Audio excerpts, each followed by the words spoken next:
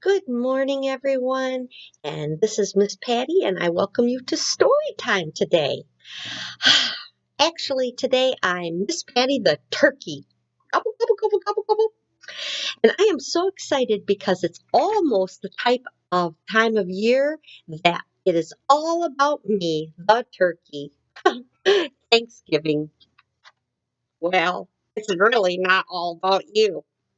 It's not? I thought that Thanksgiving was all about me, the turkey. No, it's really about giving thanks. I'm a wise old owl and I know these things. Oh, well, I'm really confused because I was so excited because this farmer, he invited me to Thanksgiving dinner, so I thought I was probably pretty special. Oh dear, you don't know. You might be the Thanksgiving dinner.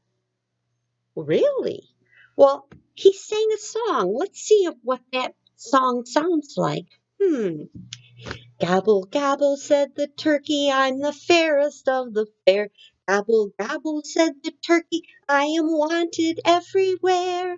Just this morning, Mr. Farmer came to say, I'm invited to his dinner on Thanksgiving Day. Gobble, gobble, gobble, gobble, gobble, gobble.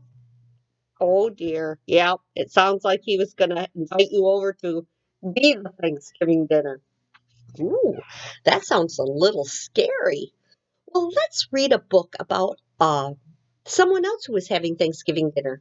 And hopefully he's having something besides me. This book is a book called One is a Feast for a Mouse. And we get to read it today because the publishing company, Holiday House, let us do that. That's very nice. So I'll share it with you. And I'll be sure to show you the picture. Here's my little mousy friend. One is a Feast for a Mouse, a Thanksgiving Tale. After Thanksgiving dinner, Mouse crept out of his hidey hole and looked around. Can you see him? Do you see where he is? There's his hidey hole.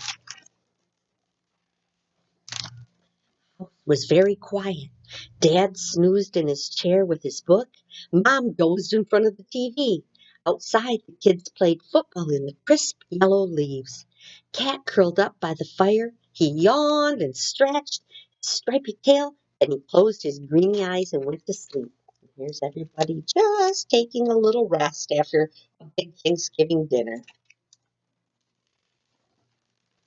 Mouse scampered up the tablecloth. Thanksgiving leftovers were on the table. So much to eat. Mouse saw a teensy tiny toothsome green pea all by itself under a plate. Give thanks, he thought. One will be a feast for me.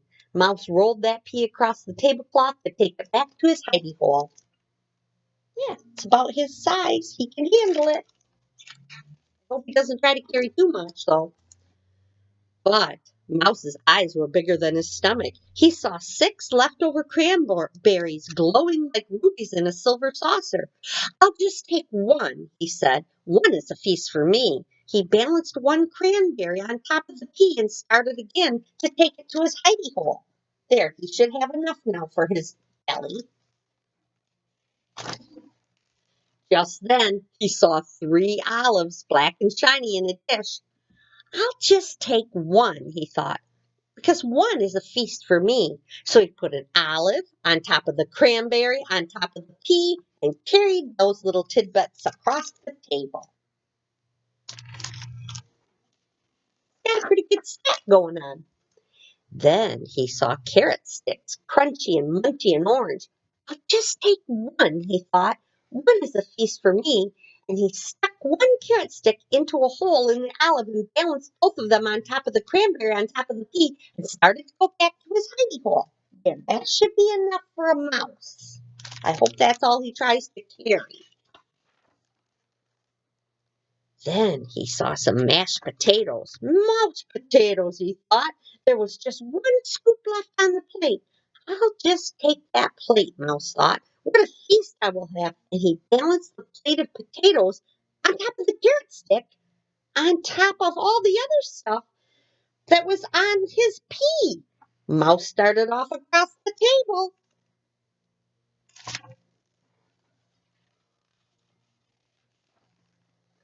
Then He saw the gravy, brown and luscious in the silver gravy boat.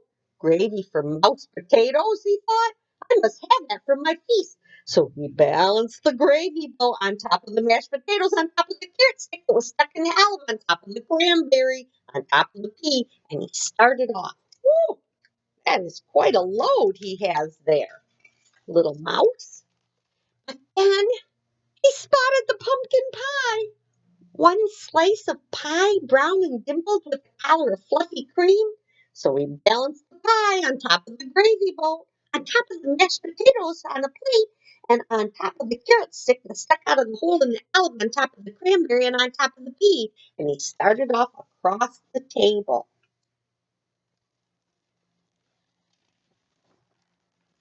The pie started to slide. The mouse caught it just in time. Mouse bobbled and bobbled across the tablecloth on his way to his hidey hole for his Thanksgiving feast. He didn't see Cat creeping, creeping closer and closer.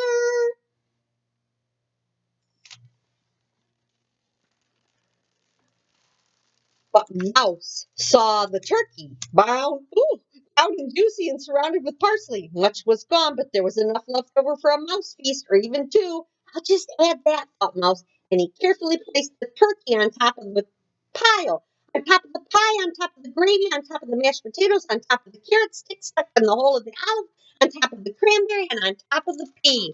Woo! Look at that pile. His belly can't hold all that. He started off across the table to his hidey hole, and there, on the table's edge, he met Cat, greedy-eyed and hungry, drawing up the table and up to the tablecloth.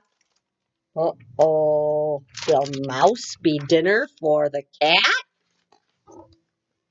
Mouse skidded to a stop.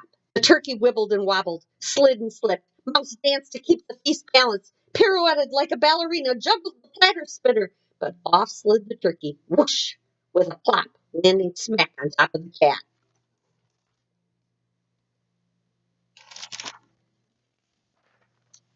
Down crashed the pumpkin pie in the boat with the gravy. Down crashed the mashed potatoes with a clatter that woke up Mom. Down fell the carrot stick, still impaled in the olive. Down went the cranberry, which rolled, leaving a red track across the tablecloth. Down went the pea, all clatter, wumpus off the table, rolling to the floor.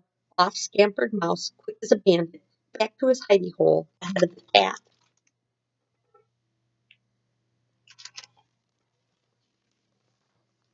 He huddled in his hidey hole. His heart was pitter-pattering. He peered out. Down came the broom on the stripy green-eyed cat. Bad kitty! You've been up on the table. Go outside! And she swept the cat out the door. Mouse looked around, whiskers trembling with fright. No Thanksgiving feast for me, he thought, but then he spotted glowing in the corner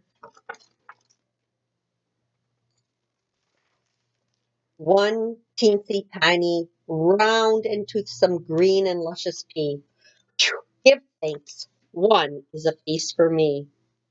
So he didn't get all that other stuff, but at least he got the pea without being eaten by the cat. I think that's something. You remember when I talked to you last week? We talked about the 5 little turkeys. Let's put our 5 turkeys up again. 5 little turkeys standing by the door. One waddled off, and then there were 4. 4 little turkeys under a tree. One waddled off, and then there were 3. 3 little turkeys, nothing to do. One waddled off, and then there were 2. 2 little turkeys in the noonday sun. One waddled off, then there was 1. 1 little turkey, better run away, for soon it will be Thanksgiving Day. Well, Miss Michelle has put quite a few cool things in your busy bag today. So if you would like to stop by and pick one up, we have a cool turkey that you can make, and you can use that on your table at Thanksgiving Day. We have a copy of the 5 Little Turkeys poem for you to practice, and so many different activities for you to do about counting and colors and all different things. Miss Michelle has put in a Thanksgiving placemat for you to use under your dinner on Thanksgiving Day. You will each get a cool little CD of cool fall type musics and stories. You each get some cool stickers to use. You get a packet of hot cocoa for you to enjoy. And boys and girls, you each get your own Thanksgiving mask to make because we have to keep safe from those germs that are running around this time of year. So you can make your own Thanksgiving face mask. Boys and girls, I hope you enjoyed the story today and that you will come back and visit me next week. Stop by and get your busy bags. Bye bye.